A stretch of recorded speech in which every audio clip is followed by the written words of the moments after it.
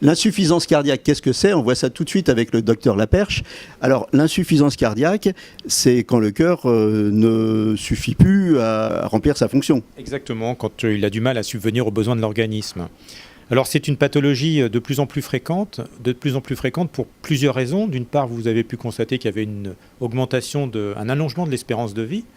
Donc vous avez des candidats potentiels à développer de l'insuffisance cardiaque. Et puis d'autre part, du fait des progrès en termes de traitement des pathologies cardiaques, toutes ces pathologies auxquelles les gens survivent, eh bien, vont quand même laisser des cicatrices qui, tôt ou tard, vont finir par parler.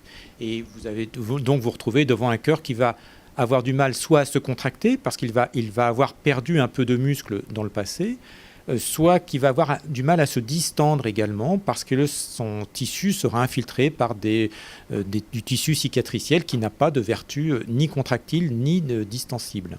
Ce que vous nous dites donc, c'est que l'insuffisance cardiaque, dans la plupart des cas, c'est un cœur fatigué, et notamment fatigué par des pathologies antérieures. Exactement. C'est la façon dont peuvent malheureusement se conclure des histoires cardiologiques de longue durée, que ce soit des histoires d'infarctus, de maladies valvulaires, de maladies rythmiques ou d'hypertension artérielle maltraitée. Donc il y a beaucoup de façons d'entrer dans un tableau d'insuffisance cardiaque.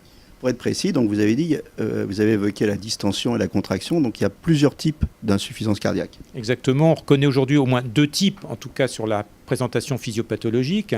L'insuffisance cardiaque à fonction contractile altérée, donc au cours de laquelle le patient a perdu une quantité importante de son muscle cardiaque, ce qui fait que son cœur a du mal à pomper.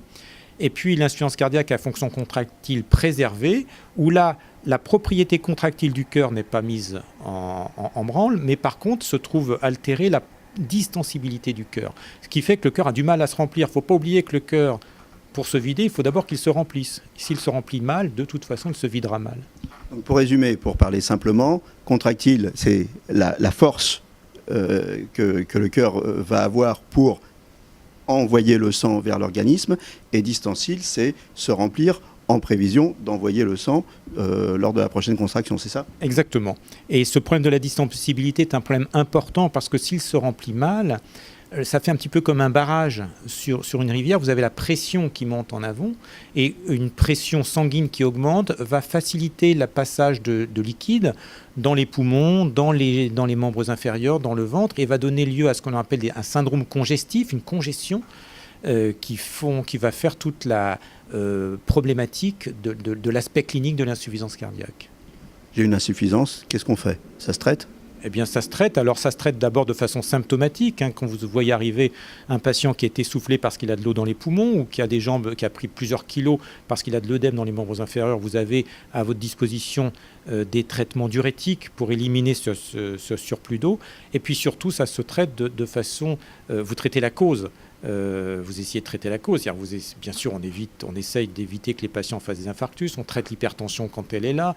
On traite la maladie valvulaire. Et puis, on essaye également de soulager le cœur. On a des médicaments pour soulager le cœur, des médicaments qui vont faciliter la vidange du cœur pour qu'il puisse éjecter à moindre énergie. Vous avez des médicaments on essaye de trouver des médicaments pour améliorer la distensibilité du cœur. Et puis à côté de ces solutions pharmacologiques, on a maintenant aussi d'autres techniques, notamment interventionnelles, mettre en place certains types de stimulateurs, des défibrillateurs pour protéger les insuffisants cardiaques qui sont des candidats, certains des insuffisants cardiaques qui sont des candidats à faire de la mort subite, donc on les protège avec un défibrillateur. On a encore traité des troubles du rythme également, ce qui peut mettre à l'abri de poussées d'insuffisance cardiaque. Et puis en dernier recours, quand le cœur est au bout du rouleau, on a aussi la solution de la transplantation cardiaque.